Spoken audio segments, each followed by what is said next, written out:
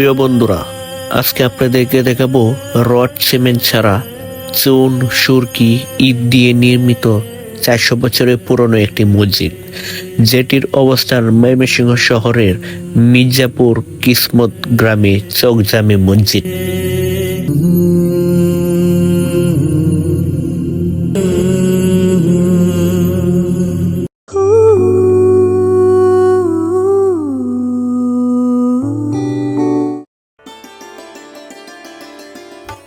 পুরনো ঐতিহ্যের শহর ময়মনসিংহ।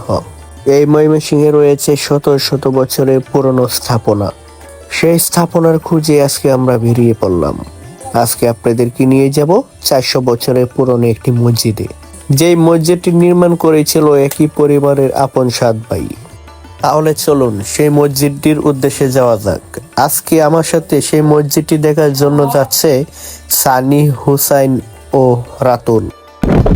আজকে যাচ্ছে 400 বছর আগের একটি মসজিদ আছে, যে মসজিদটি রড সিমেন্ট সারা মসজিদটি নির্মাণ করেছিল শুধু সুরকি আর চুন দিয়ে। সেই মসজিদে যাব, আপনাদেরকে দেখাবো সেই 400 বছরের পুরনো মসজিদটি।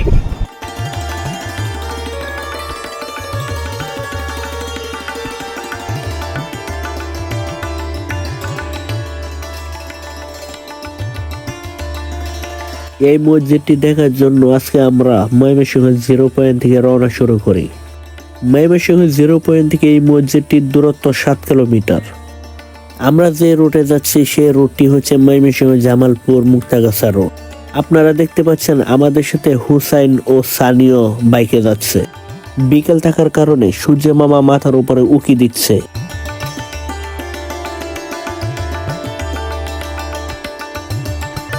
হাইওয়ে রুট থেকে নেমে আমরা এখন গ্রামের একটি মাটির রাস্তা দিয়ে যাচ্ছি। এরকম গ্রামের পরিবেশ কার না ভালো লাগে। এই গ্রামের পরিবেশ দেখতে দেখতে আমরা মসজিদের কাছাকাছি চলে আসলাম। এটি হচ্ছে 400 বছরের পুরনো ধর্মীয় স্থাপনা চক জামে মসজিদ। আপনারা জানলে অবাক হবেন, একই গ্রামের আপন 7 ভাই এই মসজিদটি নির্মাণ করেছিল।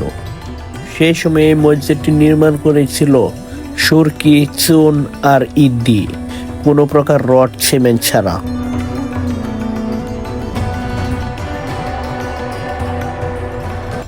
আমরা আস্তে আস্তে এই মসজিদটির ভিতরে যাচ্ছি। আপনাদেরকে মসজিদের ভিতরের বর্তমান অবস্থা আপনাদেরকে দেখানোর চেষ্টা করব।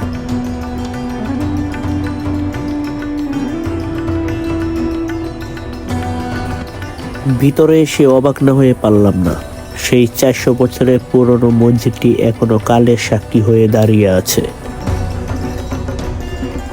এই ময়মনসিংহ শহরে এই মসজিদটি হচ্ছে সবচেয়ে ছোট মসজিদ, যেই মসজিদটিতে 3টি গম্বুজ রয়েছে। এই পুরনো মসজিদটিতে একটু সংস্করণ করা হয়েছে। আপনারা দেখতে পাচ্ছেন বিভিন্ন ধরনের কারুকাজ করা, রং দিয়ে বিভিন্ন ধরনের নকশাও তৈরি করা হয়েছে।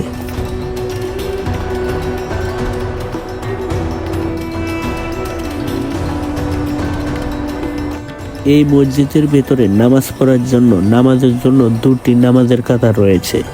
মসজিদটির ভিতরে 20 জন মুসল্লি নামাজ পড়তে পারে এবং বাহিরে বারান্দায় 20 থেকে 30 জন, সর্বমোট 50 থেকে 60 জন মুসল্লি এই মসজিদে নামাজ পড়তে পারে।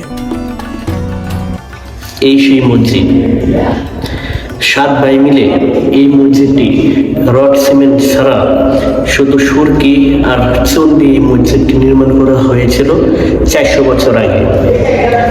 আমি আজকে সেই মসজিদে, শত বছরের পুরনো এই মসজিদ ছুঁয়ে না দেখলে কি আর ভালো লাগে, তাই একটু ছুঁয়ে দেখলাম।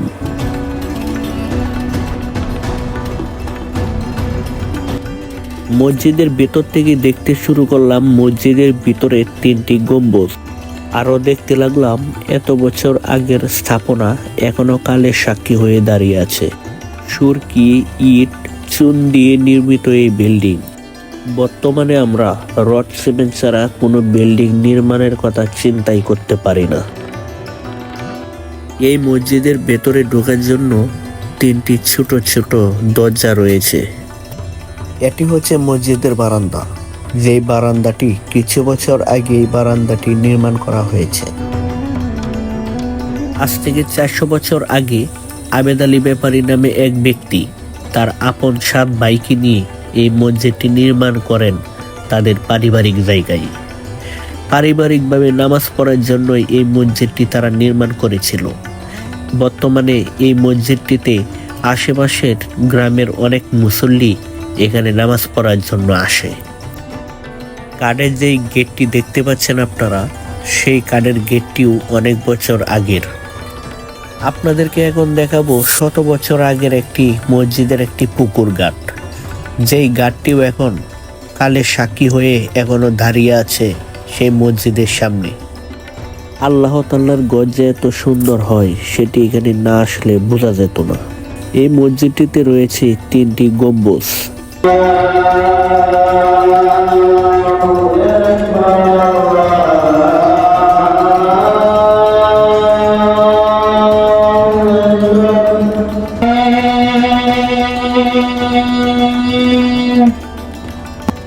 কিছু বছর আগে এই মসজিদটিতে সংস্করণ করা হয়েছে। এরকম একটি প্রত্যন্ত গ্রামে এরকম একটি মসজিদ, মহান আল্লাহ তাআলার নিয়ামত আছে বলেই এরকম একটি মসজিদ 100 বছর পরেও এভাবে দাঁড়িয়ে আছে।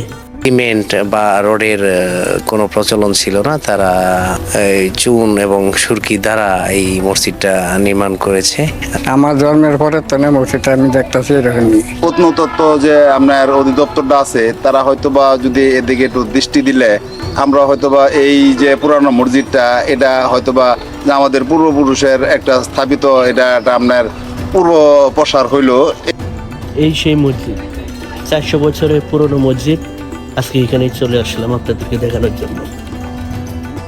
সুরকি আর চুন দিয়ে এই মসজিদটি নির্মাণ করা হয়েছিল, রড সিমেন্ট বাদ দিয়ে। 7 ভাই মিলে এই এলাকারই 7 ভাই মিলে এই মসজিদটি পারিবারিক একটি মসজিদ করা হয়েছিল। এখন এলাকার মানুষ এখানে নামাজ পড়ে, 40-50 জন এখানে নামাজ পড়া যায়, সব মিলিয়ে ভিতরে এবং বাহিরে মিলিয়ে। আজকে আপনাদেরকে এখানে নিয়ে আসলাম। আজকের জন্য এখান থেকে বিদায় নিচ্ছি। দেখা হবে অন্য কোনো ভিডিওতে। সবাই ভালো থাকবেন।